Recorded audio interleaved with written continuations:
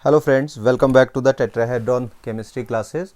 So guys, in today's class I am going to discuss the molecular term symbols for the diatomic molecules, whether the molecules are your homonuclear diatomic molecules or the heteronuclear diatomic molecules. I'll discuss the determination of the method of the determination of molecular term symbols for both kinds of the molecules. Okay, so before going into the details of the methodology, how to actually determine the molecular term symbol, it is very important to know the importance of the molecular term symbol. See guys, it is very important, right? Since you know these diatomic molecules, they have the very large number of the excited states, okay, and all these excited states basically are designated by the molecular term symbols, okay.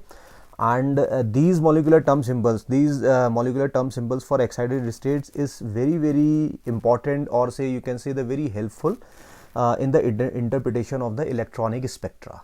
Okay, so it is generally the molecular term symbols actually are needed for the interpretation or the study of the electronic spectra of the diatomic molecules. Okay, so first of all you should know actually what formula we can use, and then we will see what are the different terms, what are the different terms are used in these molecular term symbol.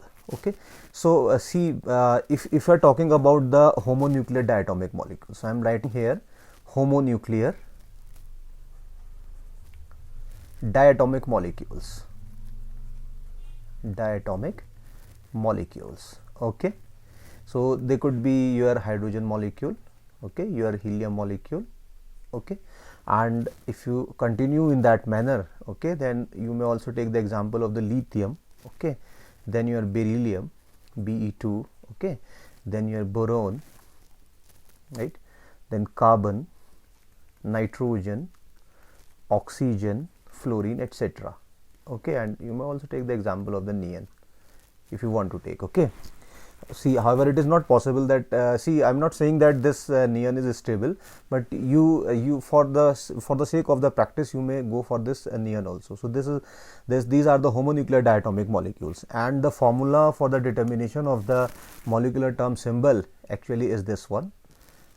This is a kind of sign which is generally known as the lambda, and this lambda as superscript may have the positive and negative sign, okay, and as subscript it may have G or U, like G-rayed and unG-rayed, okay, and then it may have another thing here, that is 2s plus 1.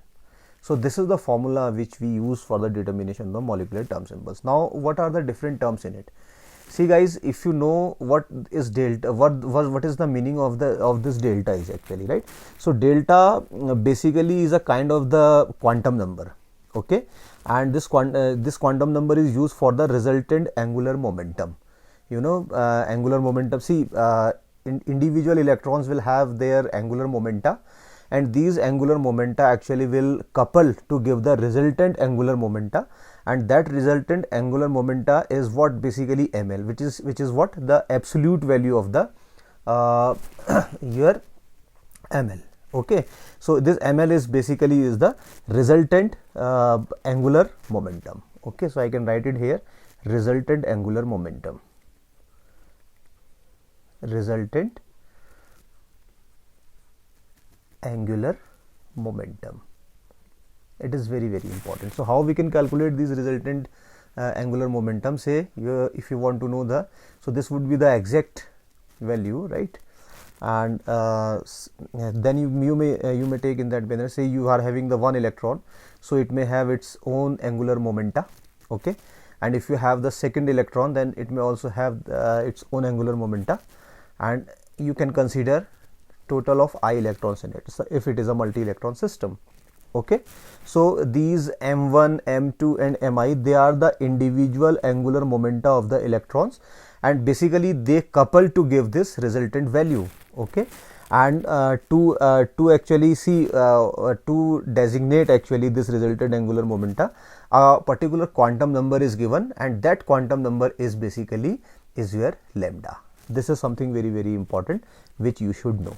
Okay, and one more thing, if you have, say, when you are filling the electrons in the orbital, if you have the sigma orbital, okay, and sigma orbital can be formed by any combination. It may due to the s and s overlap, it may could be due to the s and p overlap, it may could be due to the p and p overlap when comes through the axial overlap. Okay, and when they when they overlap axially. Okay, so whenever your electron is present in the sigma orbital, so then your individual angular momenta of the electrons present in the sigma orbital would be 0. Okay, that means there is no net resultant angular momenta when your electrons are there in sigma orbital. Okay, so in that case, of course, that resultant value would also be 0. Okay, and that 0 will give you delta equals to 0. This is the quantum number actually. So you will remember this particular point. Whenever your electron is present on the sigma orbital, then your lambda equals to 0. Always, it is always equal to 0. That quantum number will always be equal to 0. Okay, but if your electron is present in the pi orbital, right? If your electron is present on the pi orbital, okay, so for pi orbital actually you may think in that manner that value of the mi, right, could be plus or minus 1. So what is the meaning of that? Say for example, you are having this pi and this pi orbital. Okay, so for this one, it is having the value of the plus 1 and it is having the value of the minus 1, since they are the doubly degenerate. Okay, please remember this particular point. See, this is very important. Now if you see, before going into the detail, you should know the characteristics of this lambda. So I am going to tell you the characteristics of the lambda. So I am writing it here, characteristics of lambda. See guys, this is actually the theoretical background which is must actually in order to understand the concept completely. Okay, that's why I am telling you these things. Okay, characteristics of this quantum number lambda. So first of all, you should know this point. This lambda actually is related with the symmetry of the electron cloud with electron cloud distribution with respect to the internuclear axis. Say for example, you are having one hydrogen atom here, okay, and you are having another hydrogen atom here. So there would be the internuclear axis in that case. Okay, and you can consider in that manner, somewhere here the internuclear axis is there. Okay, and that actually this lambda is related with the symmetry of the electron cloud. See, there must be this electron cloud here. Okay, with electron cloud. Okay, so this lambda is related with the symmetry of this electron cloud distribution with respect to this internuclear axis. This is the first characteristic of this lambda which you must know. Okay, and the second thing is that whenever this was your first point, and your next point, if your lambda equals to 0, I already told you when this lambda equals to 0, there is no net angular momentum. This I already told you, and consequently there would be no degeneracy. That means non-degenerate system would be there, non-degenerate. And you already know this sigma orbitals are actually non-degenerate. So you will remember this point. Whenever you have the lambda equals to 0, so there would be no net orbital angular momentum, and consequently there would be no degeneracy, right? While all other electronic state, okay, so this is one electronic state, while rest of the electronic state will be doubly degenerate. It is very important. So how actually I can explain this point? Say this is the quantum number which I am writing here. Okay, and here I am writing the Greek letter to show this ground state, to show the spectroscopic term. Okay, and here I can write the degeneracy, and if your lambda equals to 0, in that case you will use that Greek letter sigma. Okay, and this would be non-degenerate. Okay, and when your sigma equals to 1, then it would be your pi, and this pi is actually doubly degenerate. So I can write it as doubly degenerate. And when your lambda equals to 2, then you may write it as delta, and this delta is also doubly degenerate. And if your lambda equals to 3, then you will use phi, okay, and it is also doubly degenerate. That's why I already told you, whenever this value is 0, it is non-degenerate, okay, and for this non-degenerate state you will use this Greek letter for the this Greek letter for spectroscopic term, that would be your sigma. It is very important, guys, to understand this thing. So guys, it again, see, it is very easy to actually remember, to learn this thing. So you can use that analogy. You can write it as S P D F, okay, where S stands for the sigma or the summation, P stands for the pi, D stands for the delta, and F stands for the phi, okay. So again, if you want to know, if you want to remember this point, actually how we can remember this, so you simply remember SPDF 0 1 2 3, okay, like 0 1 2 3 SPDF, that means sigma, pi, delta, phi. This is the trick actually which you should remember actually, right? This is something very, very important, okay, very important one. So these are the characteristics actually, and this I already told you. Whenever see, for any kind of the sigma bond, I already told you, for any kind of the sigma bond, regardless their mode of formation, okay, that sigma will always used. See, whenever you have this is another very important point. Whenever you have the sigma bond means your electrons are present in the sigma bond, whether it is 1s sigma, whether it is 2s sigma, or it is 2pz sigma. Any kind of the sigma bond is there. So whenever you have the sigma bond, you will always use this Greek letter sigma for the for that quantum number actually, right? To know the term symbol. This is important, okay, for any kind of the sigma bond, regardless the mode of their formation. Whenever lambda equals to 0, you will always use that sigma, okay, and that 0 actually indicates the cylindrically symmetrical electron cloud about the internuclear axis. So these are the things which you should know, okay. So if I go back actually, right, I hope this is now this much of thing is quite enough to understand this lambda actually, right? Now I am going to discuss this S. What is this S? So what I can do now, I am giving you the value of the S, okay. So S is what? Again, it is the resultant spin angular momentum. This S is resultant spin angular momentum, okay. So it's better actually to write it here. So this S actually, this individual S is resultant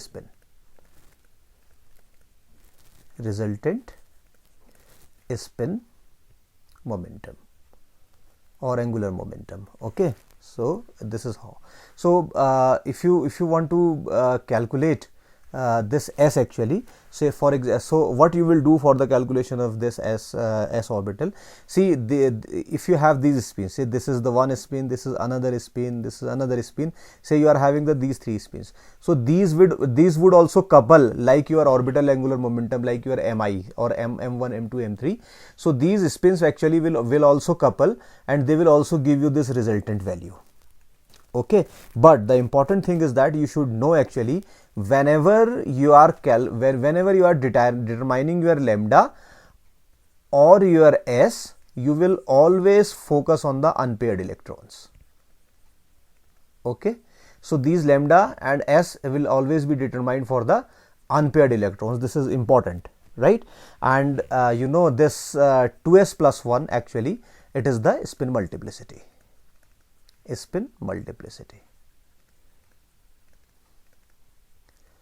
Okay, so these things I have explained you. Now I am coming back to this plus and the minus sign. This is something very, very important. Everyone actually in the lecture, generally they tell, people tell in the lecture that we put plus and negative sign. When you have the sigma, you will put that plus and minus sign, right? And when you have other orbitals like your pi, delta, phi, you cannot put this positive and the negative sign. But actually they don't tell in the lecture that what actually this plus and minus signs are actually, right? So I am going to discuss this plus and minus signs, very important, okay. So I am writing this here, plus or minus sign, right?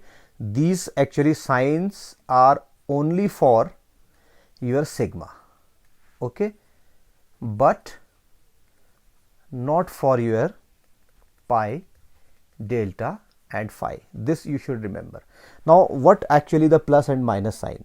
Okay, see guys, whenever you have the plus sign, actually this plus sign and minus sign, they are related with the your vertical plane of symmetry. They are related with the vertical plane of symmetry. So if I am discussing the plus sign, so what is the meaning of that? See, this plus sign indicates that the wave function, right? See, whenever you have the electrons in the orbitals, then in the light of the quantum chemistry, you may have your wave function. Okay, so what is the meaning of that? If you have the plus sign, it indicates that the wave function is actually unchanged or the invariant under the operation of the sigma v, right? And under the operation of the sigma v, and for whenever you have the sigma g, actually for this you will always put the positive sign. Okay, so this is related with the sigma v. Okay, so what actually I am telling you, say for example, say a certain wave function is there, and say for example, see, this is analogy, not the exact one. Okay, and if you put the plane here, say this is sigma v, and if the sign of the wave function is unchanged or the invariant by the operation of this sigma v, then you will put plus sign over there. Okay, and say whenever you are, if you are determining your actually term symbol and you are getting this sigma somehow and with the g rate, then you will always put the positive sign. So please remember this point. If you have this sigma, right, this sigma is there for your resultant angular momentum. Okay, resultant angular momentum. So when you have this sigma, then you can put plus or minus sign over there. But again, you can see whenever your sigma is there with g rate kind of the thing, right, then you will always put the positive, right? If it is not g rate, then you have to decide actually which we will put plus or minus, and there is a method to actually know this thing, and I'll tell you this thing also when I'll go through the problems. Okay, now your next thing is the minus sign. So again, minus sign, what is the meaning of that? Again, if you put that, say again the same thing, this is the wave function and you are putting your vertical plane, and the wave function actually changes its sign actually, right? When it changes its sign or changes its phase, then you will put negative sign. So negative sign indicates that the wave function changes sign or the phase on reflection on this plane, right? That means the sigma v. Okay, and trick is that, see, whenever you are having spin multiplicity, if you have the spin multiplicity value 2s plus 1 equals to 1, okay, then you will put plus on that sigma, and if this value is 2 plus 1 equals to 3, then you will put minus. Okay, so this you have to remember actually, right? And that sigma may come from your pi orbitals, right? And later I will explain how actually we do that actually in the actual practice. Okay, so I have explained all the things, guys. See, if in this particular formula, if you see here, I have explained your S and spin multiplicity. I have explained why to put the positive and the negative sign over there as superscript. I have also explained this actually lambda, which is the resultant angular momentum quantum number. Okay, now I left with the G and U. So please remember this point. Another very important point, say you are having homonuclear diatomic molecule. I am writing it as here homonuclear diatomics. So for homonuclear diatomics, say you are having, say, oxygen here, okay, or not oxygen, I can make it rather simpler. Say you are having this hydrogen and you are having this hydrogen, basically here, this is the hydrogen molecule, and that point is the center of the molecule. Okay, if you travel from the one end of the molecule and reaches at the center of the molecule, and again in the opposite direction you travel the same distance actually, right, same distance with equal magnitude, then if you encounter the same atom, then such molecules are said to have center of inversion or the center of symmetry. So I already told you, see, if you have the molecule, if your molecule is having the center of symmetry, and you know the all homonuclear diatomic molecules, whether it is H and H, whether it is your N and N, whether it is O and O, okay, and you may your carbon and carbon, they all have the center of symmetry or center of inversion. So whenever your molecule have center of inversion, so you may put G or you may put U as the superscript in the term symbol, okay. And this is actually known as the parity. This center of inversion is basically what? The parity. Okay, so you have to look for the center of inversion to decide the parity. And if you want to decide the what would be the parity, what would be the parity of that term symbol. So for this, actually what you will do, say if you have the multi-electron molecule, so what you will do, you will note the parity of or parity like G or U. The G is the parity, this U is also the parity, right? So the parity of the multi-electron molecule, right, it could be obtained by noting the G or the U value for every electrons in the orbital and then forming their products. And when their products actually give you the results, they will decide the parity. But for this, you should know, if you have the one electron in particular orbital and it is having the parity of the G, okay, G means it is having that particular G, right? That means the G rate. G rate means evenness, that means the center of symmetry, presence of the center of symmetry. And if you have another electron, it is also having that same parity G, so you will note down the parity of that electron, you will note down the parity of that electron, and you form the product of this one, G multiplied by G. So whenever you multiply G with G, you will get the G. That means G rate multiplied by the G rate, you will get the G rate, okay. But you may also have the other combination, say one is having electron is having the parity of U, that means un-G rate, second is also U. So when you multiply un-G rate into un-G rate, again you will get the G rate.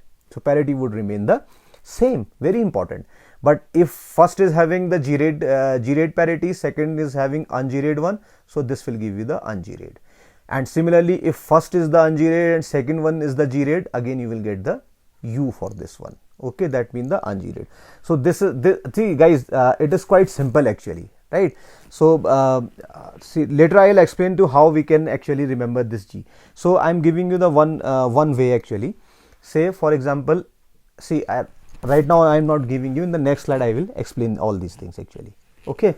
So this is how actually you will note down the parity of the each electron present in the orbital, and then you will form the products of that parity, and that will decide the term symbol, okay. Now if I go back and coming here actually, so now you are quite familiar what is this S, what is this 2S plus 1, what is this plus and minus, what is this G and U, and what is this lambda. So this is the term, see this is actually, see, somewhat like that your atomic term symbols which I have discussed in your coordination chemistry part also, okay. So this is actually like that actually, not exactly the same thing, because in that case atomic orbitals was there and atomic orbitals were there, but right now I am having the molecular orbital. So this is all about your homonuclear diatomic molecules.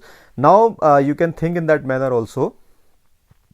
You may also have heteronuclear diatomic molecules. Say for example, you are having the heteronuclear diatomic molecules.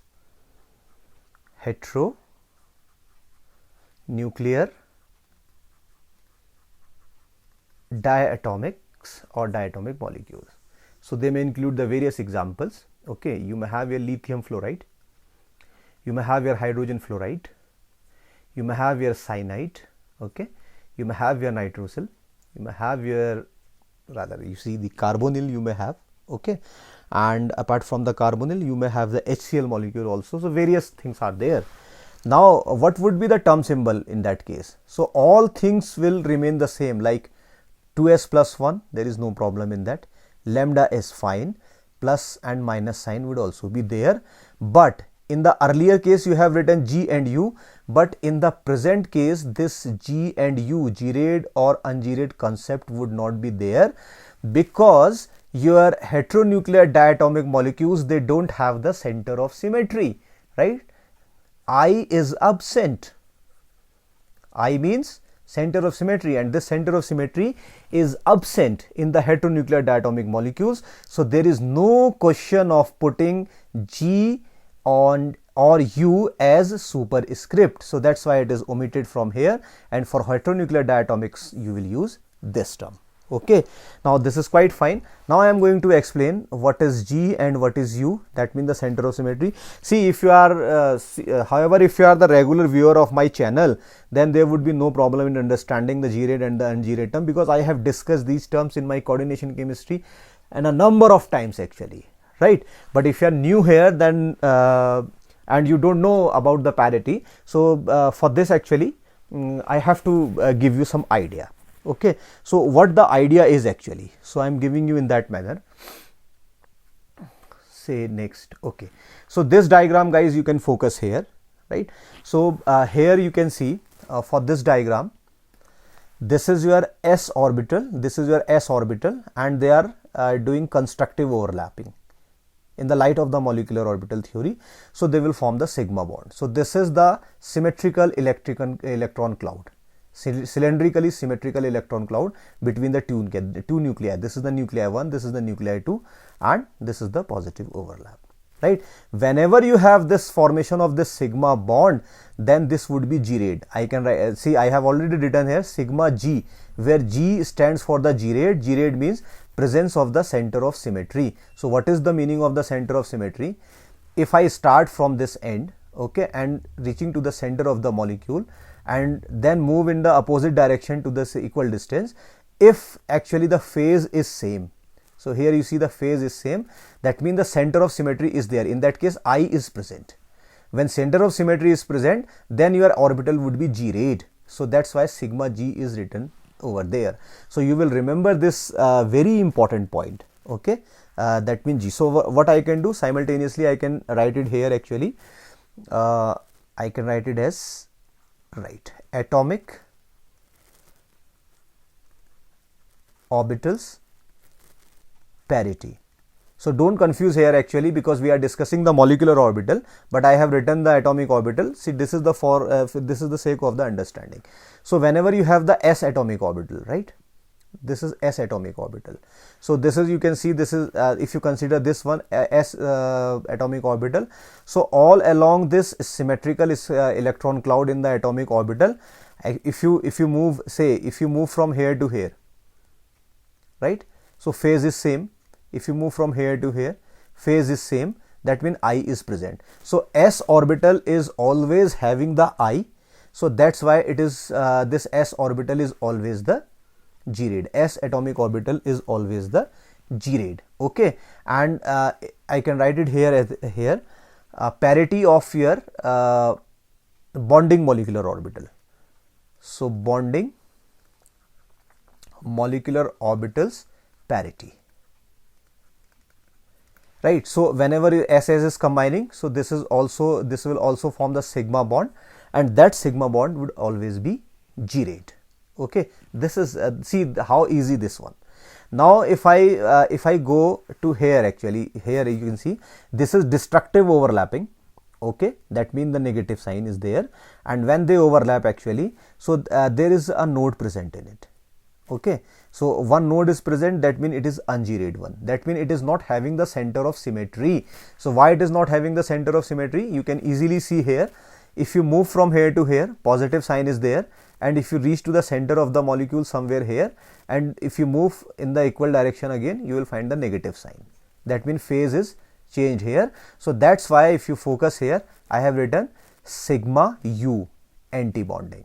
Okay, so if S bonding sigma G is actually if sigma bonding is G rate, then sigma anti-bonding must be un-G rate. Okay, so I can write it here anti-bonding MOs, anti-bonding MOs or not of parity. So I can write it here as parity. So this could be your, I can write it as sigma anti-bonding, and this would be ungerade. See how easy is this one. Now if I focus on the next orbital, say I am having the p orbital here. Okay, so for p orbital, I can tell you actually, say I am giving you here, say this is your px orbital, and this is okay, let me little bit write it or draw it little bit more clearly. Say this is your px orbital, and this is the positive sign here, this is the negative sign. So p orbital is not having center of symmetry, no I, that means no center of symmetry is present. When center of symmetry is not present, the orbital would be ungerade. Okay, again I can explain this. This is the negative sign somewhere here. If you move to the center right here, and if you move further back in the opposite direction with the same distance, so you will find the changed phase here. That means no center of symmetry is present. That's why this p orbital is always ungerade. Okay, the p orbital is ungerade, and when this p orbital is ungerade, okay, then definitely when you have this p orbital is forming your pi bond. Okay, I can write it here. If it is forming the pi bond, okay, so this would be your ungerade. Pi bonding would be ungerade. Okay, then definitely your pi anti-bonding, if I write, this must be gerade. So how I can explain this one? You can see here, this is the p orbital. See, this is px I have shown here. See, if I want to draw it little bit more clearly, say this is the px orbital, right? Just like that. Okay, and if you see here, this is the negative sign. If you move here, this is positive sign. So this is ungerade one. Okay, and when they are this is ungerade, this is also ungerade. Okay, and when they combine actually, and if they are forming pi bond, so I can take this example, not that one. I can take this example, right? So this is the p orbital, this is p orbital, right? This I can take. Forget about this one. Okay, I'll come to that, because it is forming the sigma bond, because it is the axial overlap. Okay, so I'm not discussing this one. Focus on this one. Say this is the lateral overlap, and when they overlap laterally, so they will form this molecular orbital pi. So here there is no center of symmetry. If you move from here to here, so here is negative sign and here is positive sign. Okay, that means no center of symmetry in that case. Okay, when there is no center of symmetry, obviously it would be ungerade. So pi ungerade is there. Okay, you can see here I have written pi ungerade. That's why pi is ungerade. But if you focus here actually, right, this was your actually constructive overlap. They are overlapping with positive sign. Here destructive overlap. Okay, when they overlap, so they are having the center of symmetry. How they are having the center of symmetry? If you move from here and reach to the center of the molecule and move to the opposite direction again, so this is negative again. That means, or from here again also, this is positive, this is positive. So anti-bonding is having the gerade system, because it is having I in that case. That's why I have written here p orbital when forming the pi molecular orbital. Since p is ungerade, so pi bonding will also be ungerade, but pi anti-bonding would be gerade. That's why I have put it G here. I hope this makes the sense. Okay, and see, whenever you are having the diatomics actually, so you will always encounter with s and p orbital. You will not encounter with the d and f orbital. Okay, so this much of thing is quite enough for you to understand. Okay, so now say, to complete the things, I can now quickly write here. Then you may have your d orbital. Okay, and then you may have your g orbital, and then you can write here as g again, and you can write as u again, but there is no need to go for the explanation for this one. Okay, and again for this one you can write it here whenever if it is G and they are forming the bond, so this would be with the G symmetry. Okay, and this would be with the U symmetry, bonding orbitals, and that would be your anti-bonding would be opposite to that of the bonding one. So this would be the ungerade and this would be the gerade. Okay, and the easy way to remember this one, GUGU. So what you can remember this mimic, actually this mnemonic, gugu, okay, and you can write it as here SPDF. So if you remember this this trick, actually SPDF gugu, that means G-rayed, unG-rayed, G-rayed, unG-rayed for atomic orbitals as well as for their bonding molecular orbitals, but the reverse will be true for the anti-bonding molecular orbitals. Okay, so you can see here, but before actually moving further, I can explain you this one. So actually you can see here, this is the sigma bond is forming actually, right? So this is, they are, because these p orbitals are coming axially, so their axial overlap is happening here. But see, in that case, in the overlapping, axial overlapping, this is the negative sign here, this is also the negative sign here. If you test the center of symmetry in that case, right, so this is negative sign, reach to the center of the molecule, move in the equal direction or equal length to the opposite, in the opposite direction, then you will find negative and negative, that means it is G-rayed. Okay, and I know the, and I already told you, whenever you have the sigma bond, it is always be the G-rayed one. So this much of explanation is must to decide or to know the to determine the molecular term symbol. So this is the theoretical background, which is very, very important. Okay, so now I can give you the some of the examples, right? And with those examples, actually what you can do, see this is the theoretical background. So what I am doing, because the length of the video is increasing so much, so I am stopping here actually, and in the next lecture I'll explain you how to calculate the this these term symbols for the different molecules. Okay,